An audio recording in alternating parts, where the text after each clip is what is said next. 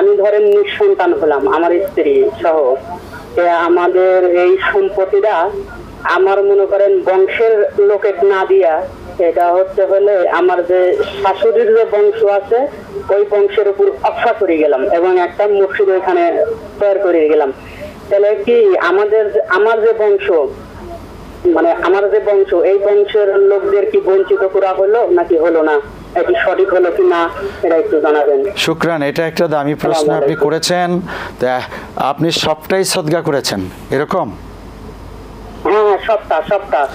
আপনি এবং আপনার স্ত্রী নিঃসন্তান, তো নিঃসন্তান, দুজন মিলেই নিঃসন্তান না। এইভাবে না আপনার বংশকে পুরোটা দিবেন, না আপনার স্ত্রীর বংশকে পুরোটা দিবেন। এখানে বংশ বিষয় না। আপনি নিঃসন্তান, সমস্যা তো নয়। আপনার বাকি যারা আছে ওয়ারিস, তারা আপনার সম্পদ পাবে। বাবা মা থাকলে তারা পাবে, ভাইয়েরা পাবে, ভাই যদি না থাকে ভাইয়ের ছেলেরা পাবে, আর বাবা মা না চাচারা পাবে। শরিয়া এগুলি বিস্তারিতভাবে আমাদের সামনে খোলা মেলাভাবে তুলে ধরেছে। এবং স্বয়ং আল্লাহ ইউসিকুমুল্লাহু ফি আওলাদিকুম, সম্পদ বন্টনের বিষয়টা আল্লাহ কারো দায়িত্ব দেন, এমনকি রাসূলকেও না, নিজে বন্টন করেছেন। অতএব আপনার এখনও সুযোগ আছে।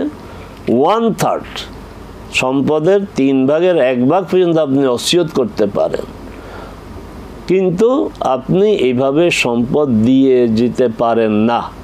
আপনার মৃত্যুর পরে আপনার সন্তান নাই, নিকটাত্মীয় যারা, তারা কোরআন যেভাবে বন্টন ব্যবস্থা করে রেখেছে ওইভাবেই তারা আপনার সম্পদ থেকে উত্তরাধিকার হিসাবে অংশ পাবে।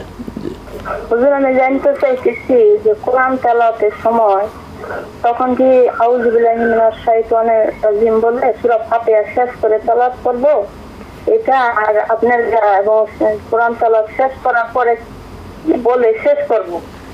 কোরআন তেলাওয়াতের আগে আউযু বিল্লাহি মিনাশ শাইতানির রাজিম, আবার সূরা ফাতিহার পরে।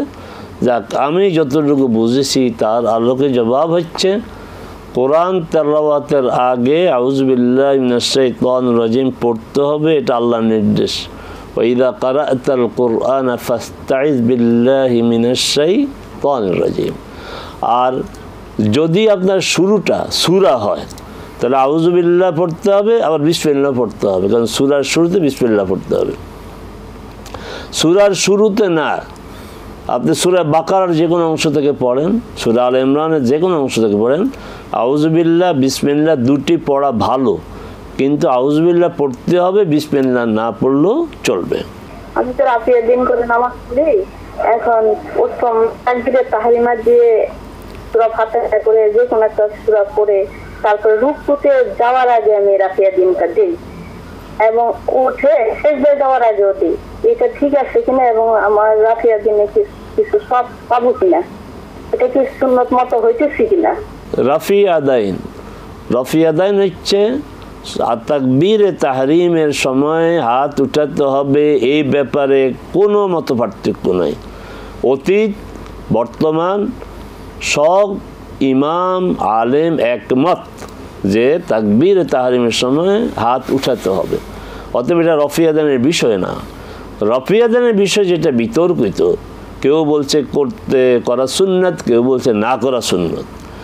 আর সেটা হচ্ছে রুকুতে যাওয়ার সময়, রুকু থেকে উঠার সময়, আর তৃতীয় রাকাতে মাগরিব বা এশা জোহর তৃতীয় রাকাত, মানে দ্বিতীয় রাকাতে বৈঠক করার পরে তৃতীয় রাকাতে যখন উঠবেন তখন রাফিয়া আদাইন করবেন। রাফিয়া আদাইনের পক্ষে হাদিসগুলো শক্তিশালী, অতএব রাফিয়া আদাইন করা এটা সুন্নাহসম্মত।